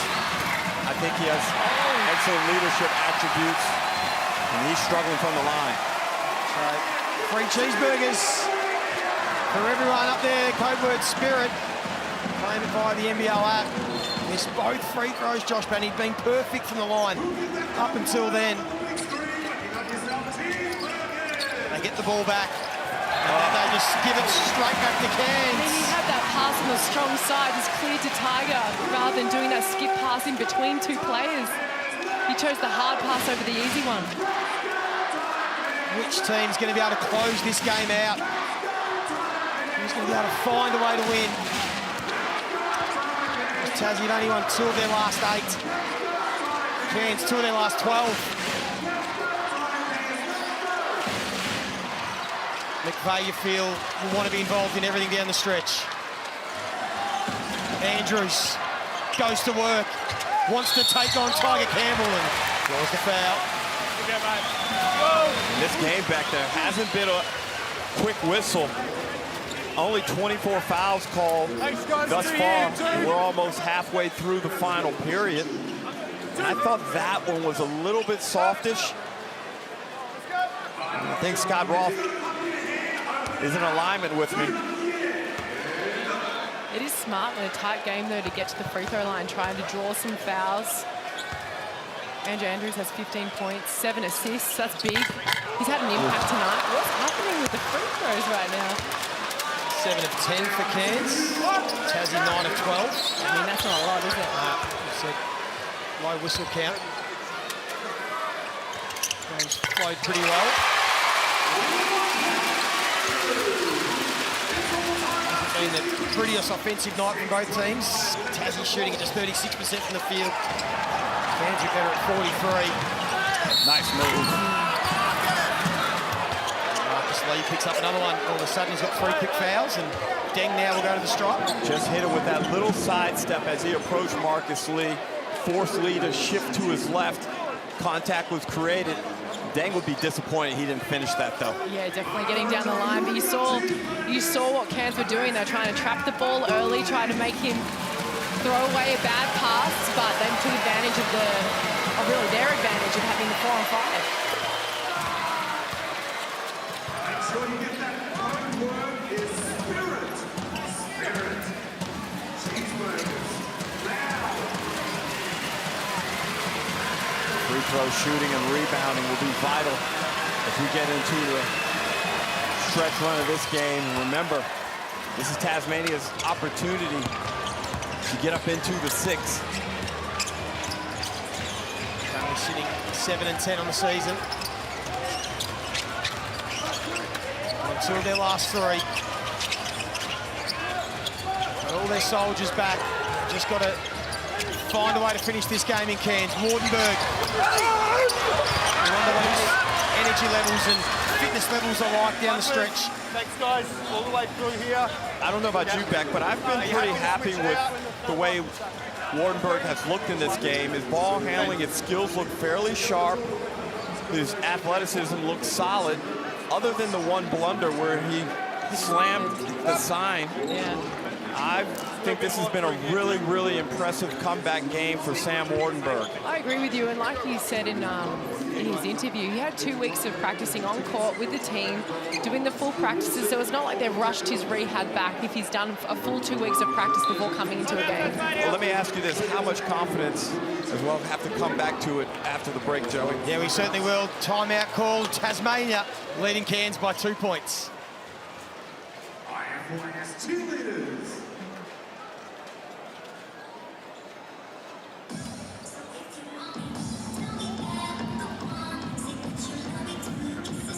So Jack McVeigh leading all scorers, 22 points. He's got the 7 rebounds, 4 assists. Andrews, who's hit some big threes, 16 points, 7 assists, 4 rebounds. Well, for Tassie, once again, it's been an even contribution, but it's been Bannon with the 16 points, 10 rebounds again, another double-double. And Bryce Hamilton, the only other scorer in double digits in this game for Tassie. Well, Beck, you were right in your pre-game analysis. You said that this would be a real dour, grinded-out affair, and I think this game is certainly that. It's definitely that, but also to see really only 2 players on either team in double figures, it does show the scoring sort of slump that a lot of other people have within both teams.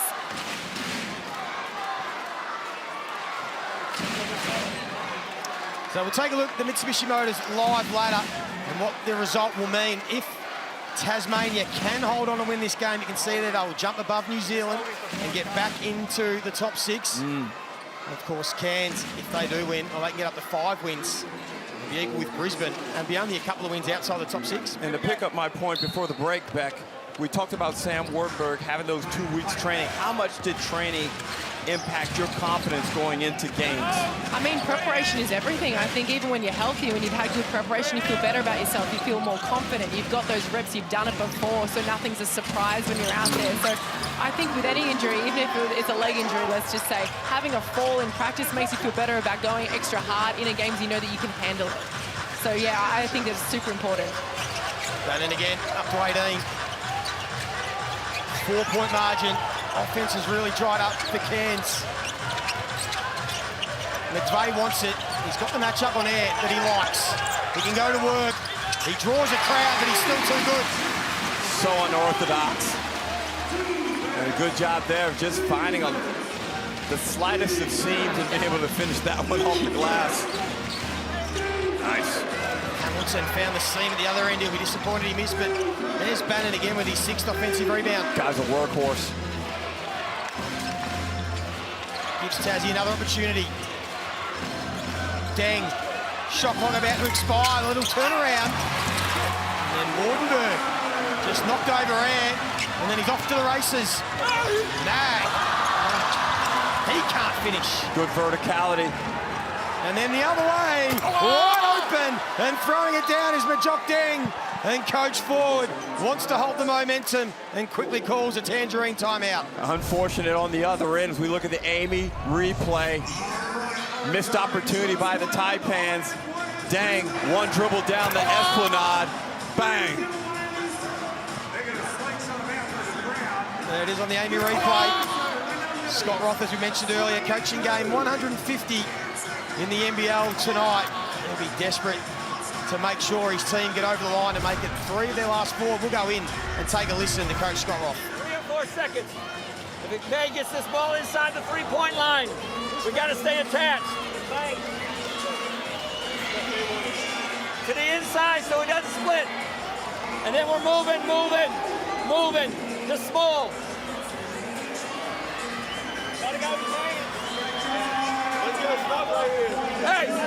Let's go push stump. And Magnay's in the middle. Bryce is high. We're gonna come off and come across it. Magnay's underneath. Push stump. Together, 1, 2, 3 together.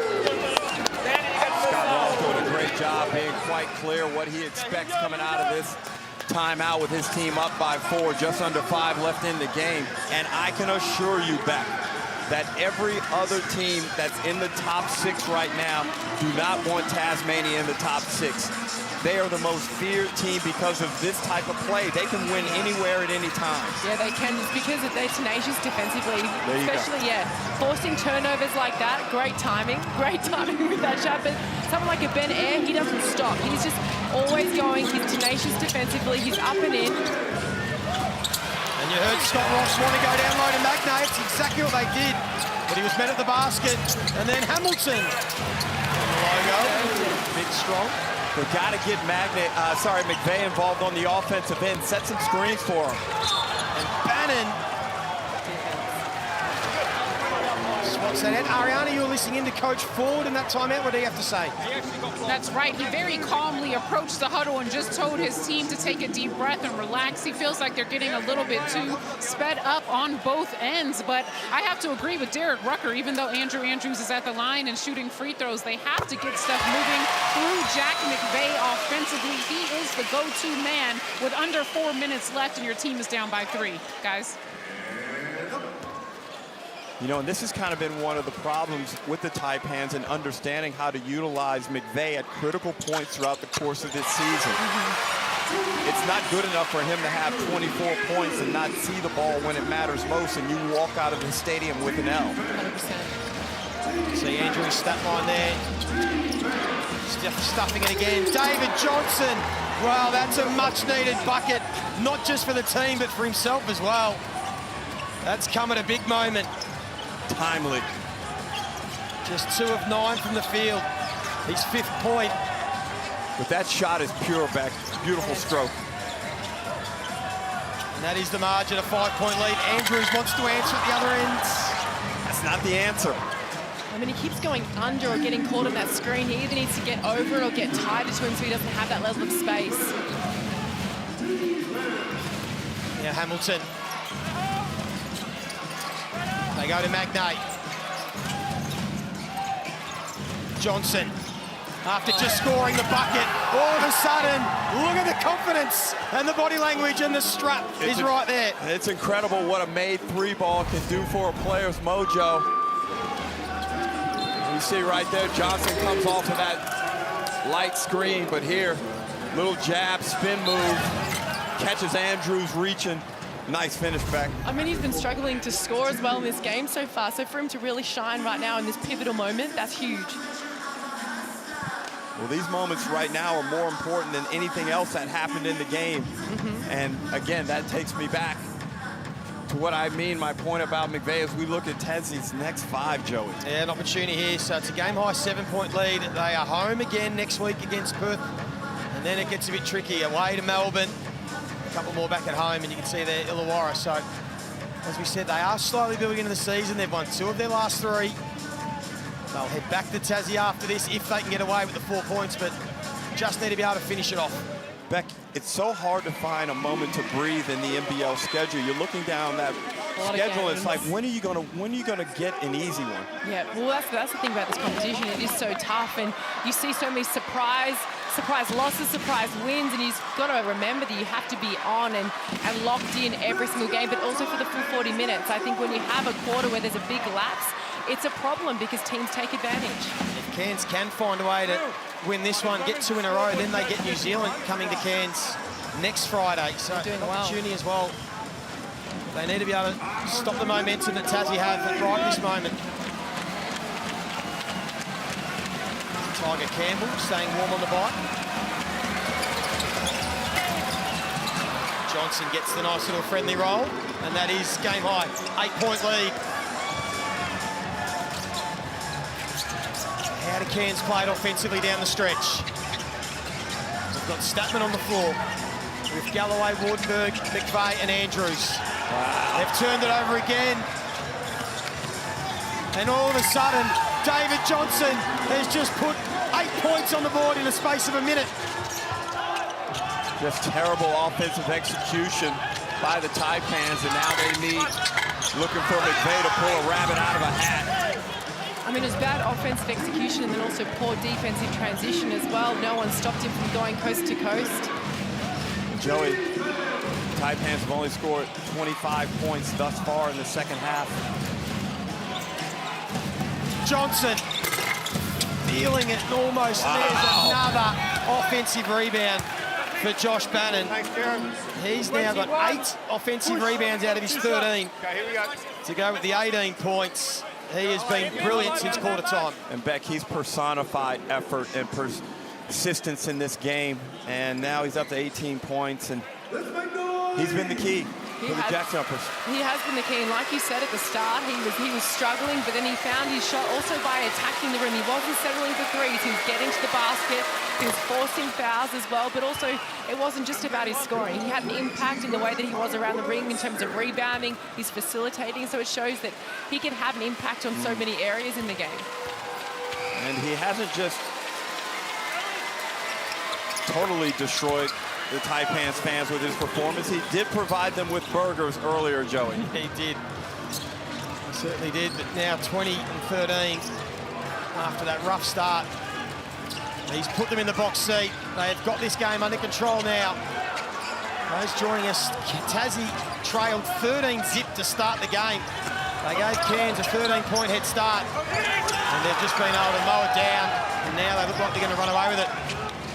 Beck, the JackJumpers have absolutely swallowed the Taipans whole in this second half on the defensive end. They really have. You can just see that Cairns have lost control over the game. They've kept it close for such a long time, but now the margin's just becoming... That's a great crossover. That's a great move. That is a nice double cross. Thanks, guys. He's fun to watch, Bryce Hamilton. In some ways, Derek, this game almost reflects what happened on Wednesday night when Tassie beat South East Melbourne. They trailed by 9 in that first quarter and then restricted them to 45 points the next 3 quarters, and they've done a similar thing to Cairns. When Tassie play well, this is what it looks like. And right now, they don't care how. They're just trying to get victories and get them accumulated as quickly as possible for the Christmas break. And their thinking is when New Year comes, they're going to be around the 500 mark with a healthy lineup ready to make a move. I mean, it's smart. You've got to take it one game at a time. It's the cliche, but it's true. And make no mistake about it, Scott Roth is one of the top coaches in the competition. It's not like it's guesswork. Ninth in the competition, points for Tassie, but they're top 4 points against. That's what they do. They restrict the opposition. Just sub. Just sub. Just going to have a sub. Statman was able to get another nice layup. Still run the end here a bit. See Coach Ford now, they've just got to try and trap everything. See if Tassie will implode, which you doubt they will. Too well drilled, too disciplined under Coach Scott Roth in game 150, although they almost turn over there. Just 5 turnovers for the game. Make it 6. But I certainly like the way Johnson's play has improved as this game has progressed. It might be a chance now for him to really get his season going again. Nice finish tail by Statman. Yeah, that might be the added bonus to come out of this, Beck, is all of a sudden David Johnson's 4th quarter. He might just now find that confidence that he's needed since he's come back from injury. 100%, and sometimes that's just part of the rhythm, isn't it? Once you start finding a rhythm, and especially at the end of a game, you carry that on to the next one too. So I hope that that's what happens for him. 3 scorers in double digits for this Tassie team tonight. He's been one of them. Make it 13 points, and he has lit it up in the 4th quarter. And that will please Coach Scott Roth. A super slick pass from Bryce Hamilton to find David Johnson, who sidesteps and knocks down the dagger 3. They're 2-star imports. And the Tassie JackJumpers gave a 13-point start to Cairns, and in the end, they run out 13-point winners. They got the job done away from home. Their backs were against the wall early, but they stuck fat. They stuck to their system, And in the end, that's a much-needed win, and they've won 3 of their last 4. Yeah, you're right. They stuck to their system. This has to be a good momentum thing for them as well. To have had these wins in a row, this shows that something's going right. They've got bodies healthy. Now it's just about getting that momentum back. This is a big, much-needed win for them. Well, you look at the stat sheet, and the JackJumpers have 21 offensive rebounds. They don't do a good job of shooting the ball. They're only 38% from the field. They restrict their turnovers only to 6, and then they get that terrific fourth-quarter performance by David Johnson, and the fact that he was able to provide backup to the consistent play and effort of Josh Bannon throughout the 40 minutes. It was a great performance, good even team performance. They smashed Cairns on the boards, particularly at the offensive end. 21 offensive rebounds. Cairns can only manage 5. And they will head back home next week to host the Perth Wildcats Sunday afternoon. They get an 8-day break. They get another little freshen up. Maybe this team, as you said, Derek, they still might be the sleeper in the competition. And they jump back inside the top 6. Well, we know all the cliches. Guard your yard, defend the island. It all applies in their minds, no matter what we think. And right now, you can see the confidence increasing. And Scott Roth is one of the few coaches in this competition who can coach his team into winning streaks. And this is their moment as well to change their record at home. They've got a couple of games now at home. This is their time to change that and get some wins. Do it for the fans as well. Jack McVeigh on the screen there. He tried his heart out, as he always does. He led from the front. 24 points, 8 rebounds, 4 assists. Very lean in the fourth quarter, Joe. He just did not find a way to utilize him. And he's just too talented to go wanting in the fourth quarter when the game's on the line. And other than Drew Andrews, there was no one else that really supported them offensively. But we're going to get down courtside. Ariana has the Foot Locker player of the game with her. Well, I gotta have a lot of Foot Locker player in the games with me right now. These towels are nasty and sweaty. Oh my gosh! You had 20 points, over 7 offensive boards. Rebounding was critical tonight. How are you able to find the ball on both ends of the floor? In all honesty, my boy Matuk Gang comes in here, takes everyone out of there. Mags does the same thing, and I just get lucky ball pops in my hands. That's a beautiful thing. You told me before the game that defense was going to be key. After you guys came out, started off slow, how are you guys able to turn it around defensively? I don't know what we held them to, but I think it was less than 70, and that's pretty impressive. Like, in this league, that's tough to do. I think there was just a lot of guys who stepped up after the first quarter. Tiger, DJ, these guys came off the bench, brought awesome energy, and it was great to see. Thank you, Josh. Here, I'll give one of these sweaty towels to you. You knocked down that 3 at the end from the corner. How good did that feel after everything you've been through with your injury and making your way back onto the court? I mean, it felt good. I know it's not easy coming back from the injury that I had, but I mean, my teammates believe in me. Coaches believe in me, and I'm sticking with it, and that's the outcome that you get when you stick with it. How proud are you of this man right here, Will Magnay, with the almost double-double tonight? Josh Bannon doing everything offensively and defensively. How good does it feel to just be part of this brotherhood? I mean, it's amazing. I mean, if none of these guys do what they do, I'm not allowed to do what I'm doing. So the credit to them. All of my success is from them and the coaching staff. I love to hear it. Thank you so much. Will, where are you? Will, you cut your curly hair. I was a big fan of the curls. But it seems like this new hairstyle is just everything that you need to succeed. Yeah, I think we just got some health back in the team, and we're finding a bit of a rhythm. And day by day, I think we're getting a little better. And obviously, it's going to be a big month for us, and just looking forward to the next step. It's going to be a huge month for you guys, but you guys seem to just be having fun. How good is it when you're able to play freely and not overthink things? Yeah, it's a great group. Pretty immature, if you can't tell, but we have a lot of fun out there. But when it gets down to it, we can lock in and take it pretty seriously, and I think we did a good job of that tonight. You guys are super fun to watch. You guys go enjoy. Who is that behind you? Oh, I love it. Thank you so much, guys. Yeah, thank you, guys. Thank you. Well, Ariana, thank you for that, and please make a visit to the chemist and get some antibiotics. The hygiene police are out in full force, but Josh Bannon was outstanding in this one, Beck. Started off slow, but just kept working, had the hard hat on, did a little bit of everything. 20 points, 13 rebounds, 3 assists. Yeah, great game. And just like you said, he's a worker. He's going to do all the 1%ers, but it's also his patience, his footwork. You saw him, he's not forcing any shots. And he's great around the rim. He's got his three-point shot, but he didn't rely on that today. So I thought that the way that he played this game with a real sense of intelligence was a great part of how he came into tonight's game. Yeah, Bannon was excellent again. And I'm just hoping those sweaty towels haven't stained Ariana's clothes, because that was... Since when did it become, I think, everyone to be a pest? Well, how can Kelsey the other game as well? Can we stop that? I mean, it's great for building the camaraderie with the team, but wow. Been a pain in the backside. But speaking of some positives to come out of this for Tassie, that in all seriousness, David Johnson's fourth quarter, that might just be the spark he needed, Derek. We mentioned that 4 or 5 games he's had coming back. He hasn't been shooting the ball well.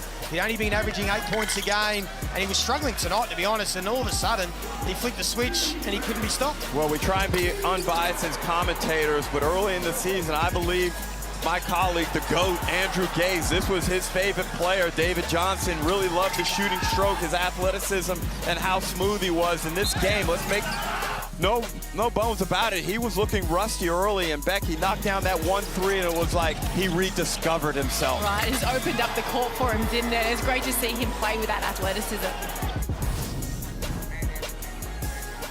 And then, of course, there's Josh Bannon, but the other workhorse that gets it done on both ends of the floor so often. When you look at Will Magnay's numbers, Beck, they might not jump off the page, 9 points, but 13 rebounds, 3 block shots. He has a huge impact. He does, and he's really complimentary to Josh Bannon as well. You see that they play really well together, but like in that last play, he's a great facilitator. So it's not just about him scoring. When he gets the ball, good things happen. So that's why he's such a focal point for their offense. There is Will Magnay, the captain of Tassie, and of course what that means, as we mentioned earlier, the live ladder, the Mitsubishi Motors ladder. Tassie now with the 8 wins, jump inside the top 6, and when you look at it like that, Derek, I mean, they're not far behind Sydney, Perth, and potentially pushing up. All of a sudden, you know, with a game at home next week against Perth, they win that one, they could be looking at top 4. Well, also, when you look at the games tomorrow, Sydney's got a difficult one here at John Cain Arena against Melbourne United, and Perth with a tricky encounter to a Brisbane Bullets team tomorrow. That should be hungry. So that gap between 4, 6, and 7, it all could really tighten up by the end of this round, Beck. It definitely can, but you can also see there's just a great team chemistry amongst the Tasmania team as well. And I think that when you're sitting that middle of the pack, that chemistry is really what can get you over the line in those big games, especially with those close matches. That's the difference maker sometimes between the good and the great teams. Yeah, the spirit is there. They got the job done, Tassie. They win this by 13 points away from home. We'll take a short break. We'll be back to wrap it all up before we head to the big guns on NBL Switch.